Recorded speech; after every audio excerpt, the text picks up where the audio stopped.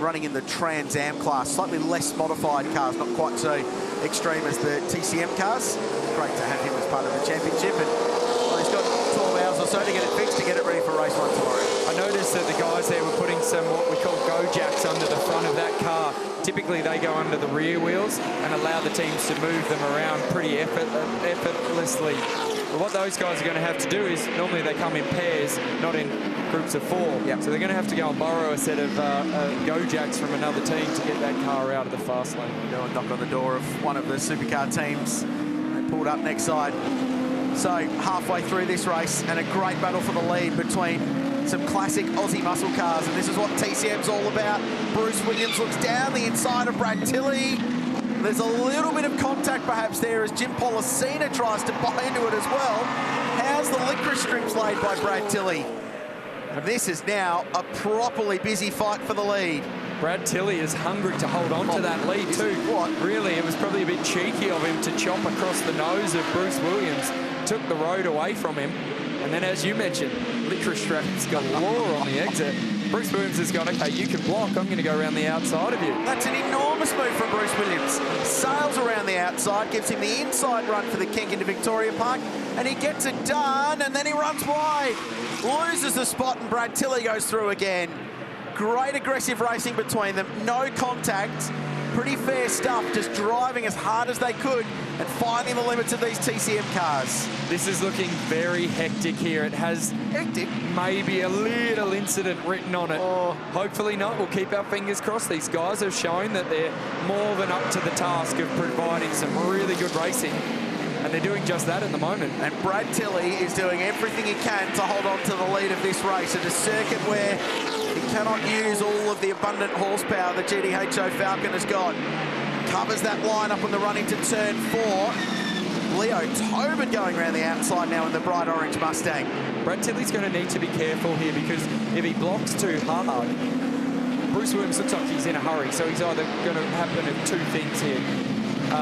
Brad Tilley's going to get turned around, or Bruce is going to fire it up the inside, push him wide. He's going to lose about 4 or 5 spots out of it. Around he goes. Does he get through?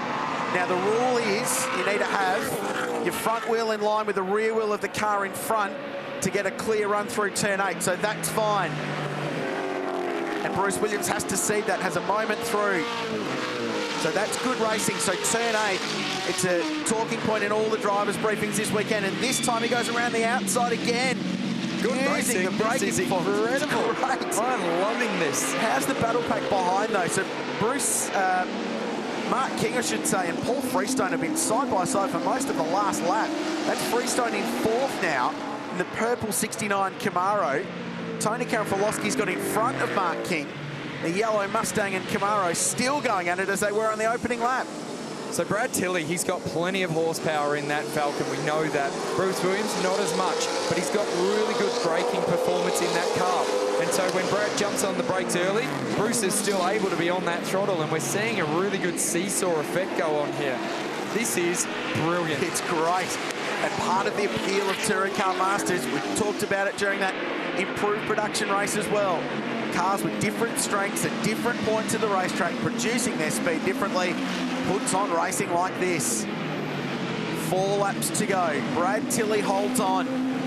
How's the drive from Leo Tobin, the number 46 Mustang? Now this is where Bruce Williams has been stronger than anybody all race, but this is the first lap that Brad Tilley's defended, going into the right-hander onto Bartels Road. So he was aware to it there, and Williams had to go the outside. Yeah, Brad Tilley's onto him, isn't he? But there's still 4 laps remaining in this race, and I don't know, I think it'd be a bit cheeky of Brad Tilley to be blocking that hard at this point.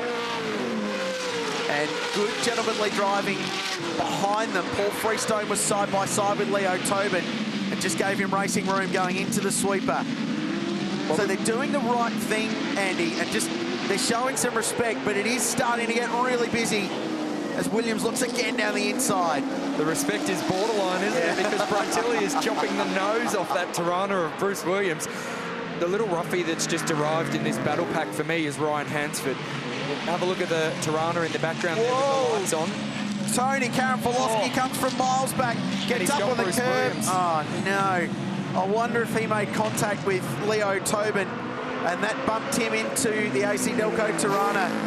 And Bruce Williams' brilliant run comes to an end. I said we didn't want to see it end like this because that was a great battle, but it had that feeling about it, didn't it? Just car upon car stacked up in that battle pack for the lead. It looks like they're going to be able to recover here. It's a question of who gives way to who. So we'll take stock. Brad Tilley now leads Paul Freestone. Well, where's Leo Tobin gone? So he was caught up in all of that as Karen Filosky comes down the inside. So here he is. Oh, wow. So Leo's been forced out wide. He was bumped into Bruce Williams, who was absolutely the innocent party in that. It was a good replay, trying to keep an eye on Karen Filosky there. He did have that right wheel up on that curb that is put in place to stop people from coming into the pit lane, but there was no lock-up going on. He was very late on the brake, but no lock tyre. Normally what you see from that is the driver arriving at the corner and just pushing that brake pedal. So a bit of a weird one, but it was a hard hit into the side of Bruce Williams. So I guess the next question that's got to be posed, who's going to deal themselves into trying to take this win away from Brad Tilley here? I wonder if it's Adam Bressington, because all of a sudden he's popped up into 4th place. Pro-Am Championship winner last year, 3rd outright behind only Stephen Johnson and John Bowe. And the White Line Racing Camaro is absolutely flying. So before that Karen Filosky move happened, I was going to make mention of Ryan Hansford there, the Tirana with the lights on in the background, number 6. He's come from the rear of the field. He's got a heap of pace in that car. A little bit of damage from that last corner incident. Unfortunately, Brad Tilley has had to relinquish that lead. Yeah, and Paul Freestone goes through in the Chevy Camaro. We've just heard word through that Cameron Mason is now out of the race after a promising start from the front row of the grid. That Newcastle-based Ford Mustang, he'll bounce back tomorrow, the first of our 3 series races. And if they turn on anything like this one has, it's going to be breathless the whole weekend. That move happened way too easily, didn't it? Brad Tilley has fought tooth and nail to hold on to that lead. Paul Freestone's just driven around him. I'm wondering, and this is just a theory from an uneducated commentator, but I wonder if he's used an older set of tyres for this race to conserve some good rubber for the main points-paying races that kick off for tomorrow. So maybe he's out of rubber. Yeah, he has been driving it really hard. I think you're selling yourself short there as uneducated, mate. You've seen enough of this. I think you've made the right call, because as we get into this race, Brad Tilley's car is moving around way more than anybody else. So look at those tyres there on the rear of that car. They've probably got a bit of old chewing gum feel about them. A little bit sticky, but not really doing anything. No. You could start a rubber plantation with all the stuff that he's laid down on the racetrack, though, on corner exit. Just depositing some of Hoosier Tyres' finest over the Adelaide Parkland circuit. 3 wide. Jim Pollicina looks down the inside of Martin King. A little bit of contact. Jim's been racing in this race, the Mocom Communications driver. He made his TCM debut at Newcastle last time out, the final round of last year's series, driving HQ Monaro that's had quite a lot of success in the category.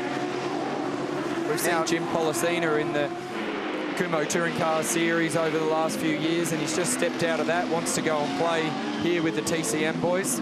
Famous for good starts in the Kumo Series. Yeah, for sure. Always a rocket off the start, but he's looking pretty at home here in the Touring Car Masters. I'll tell you what, Adam Bressington may well have this race. He's got pace to burn. It's a battle of the Chevy Camaros. It's the last lap, and he is all over the back of Paul Freestone. Yet to win a race in TCM, Adam Bressington. He came so close at Newcastle, but was penalised and had it taken away. Plenty of horsepower in that car of Paul Freestone's, but it's definitely not getting through the corners as well as Bressington. So final lap here. Freestone is more than okay to... Oh, wow. Squeezed him wide. A little bit of contact. That might be the race between those two. I was going to say he's allowed to block like that on the final lap, but I don't know whether he should have opened up the steering on the exit like that and just taken the road away from Bressington. Because Bressington was a long way around the outside, wasn't he? Yep, definitely. Side by side, plenty of room. They should have given it to each other, or Freestone should have given it to Bressington. Oh, well, at the end of a wild 10-lap TCM trophy race, it's Paul Freestone who takes the checkered flag to win his first ever race in the category. Adam Bressington charges through from 17th to 2nd, and Jim Pollicina is 3rd. and grabs a top 3 finish in his first full-time race in Touring Car Masters. The highlights package is going to run long after this one. What a race.